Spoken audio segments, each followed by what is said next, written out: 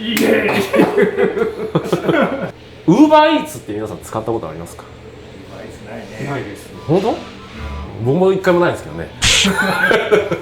ウーバータクシーとかなら使ったことあるんですけれども、あれ結構便利なんですよ。ウーバータクシーっていうのがあるんですか？そうそうそうそう。某女の子がバーバーイーツっていうのをやるからちょっと手伝ってほしいと。バーバーイーツ、何をするんですかって言ったら、その女の子が電話を受けて、それでちょっと依頼があったら熟女をそこの場所まで運んでってほしいと。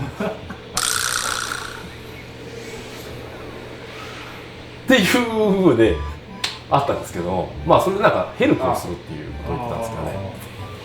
ちょっと怪しいんでやめてきました。直球でリアクションしてよかったらいいですけど、コンプライアンス的にどう？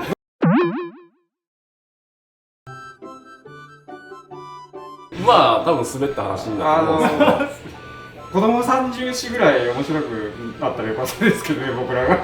あ、今日ね初登場のカッパのトシさんに。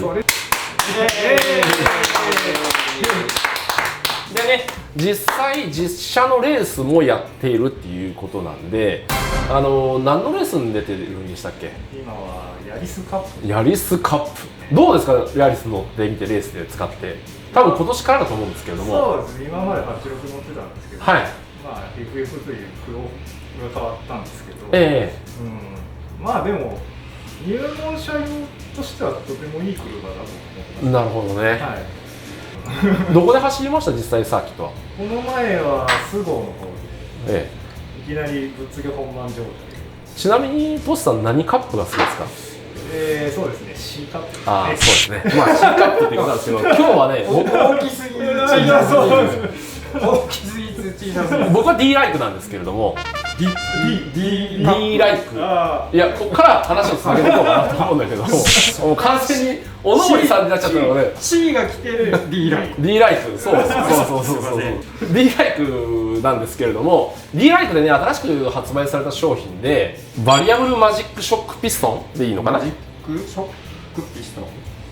ちょっとこの辺の方ね、どういうもんかっていうのを写真の方で貼っておくんですけれども、もうすでにちょっとつけちゃったんですけれども、ピストンの穴が16個あるんだよね。で、2段になってて、まあ、1枚のやつがあって、ここがちょっとザグってあって、で、上に8個、下に8個っていう風で、特徴としては、その、微振動を拾ってくれるっていうところで、それがタイヤが潰れた感じ？実際の車でその、まあ、タイヤ空気が入ってるゴムのやつなんですけど、それで微振動はまあ拾ってくれるんですけども、その感覚を出すっていうピストンになります。で、あと急激な力が加わった時っていうのも一気に減水がかかってるのかな、あれっていう感じのピストンになるんですけれども、で実際にもうこの2人の方にはちょっとつけてもらったんですけれども、いかがでした？ピストンのね、このなんか溝が入ってるんですけど、はい、上の1枚と下の1枚の間に部屋があるような感じですよね。組み付けて、まあ、最初に走ってコーナー1個こう曲がるときに、まあ、まずグリップ走行から始めたんですけど、はい、1つ2つ曲がるときに僕はもうすぐなんじゃこりゃと思います。いつもの感じですね。で曲がろうとしたら、向きがね変えにくかったんです最初。はい。ってことは割にですね、今使ってるタイヤでもちょっとこうアクセルがラフだとお尻が横にシューッとすぐ出やすい状態ではあるんですけど、それがグッてこらえるようにグリップしてるっていう感じですね。要は握ってすぐ横に出てグリップが抜けちゃうところをもう一踏ん張りしてくれる感じのピストンって言ったらいいのかな。そういう印象を持ちましたよ。なので驚きました。おお。その気持ちをちょっと踊ってもらっていいですか？曲がった。はい、はい、ありがとうございます。ハイブリッドをやってる人たちでいうと、コーナーを開けて曲がりたいっていうことをよく言うので、まあ実車みたいに踏んで曲がっていきたいってことだよね。だからお尻が出にくいというかね、グリップ感が高いってことは、よりアクセルを開けて曲がれるんじゃないかというはい感じで、ワクワクしますね。走り出したと思います。まあそんな感じですよね、まあより握っていけるピストンっていうところだと思うんですけれども、まず減衰でねその初期のところでねちょっと余裕が少しできる。結構スピード出すとグーって多分ロールすると思いますけど、グリップでも走り出し時にもう感じが違うっていうのは、ここが微振動のなるほど範囲だったなと思って。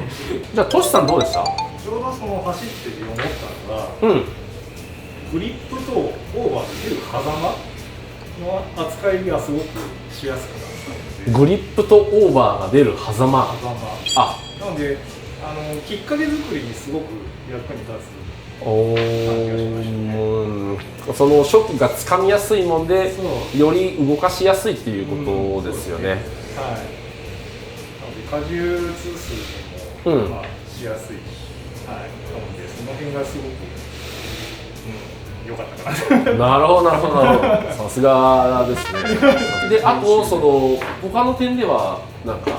そうですね、アクセル握った時とか結構マシンがこう揺れるんですけど、その時になんつうの車がすごく安定する。じゃあその、立ち上がりちょっと振動するところで、グリップがちょっと気持ち抜けちゃうようなところもその微振このダンパーだとそこで、吸収してくれるっていうふうでいいですかね。なるほどね。なかなかいいダンパーですね。いいですね。わかりました。了解です。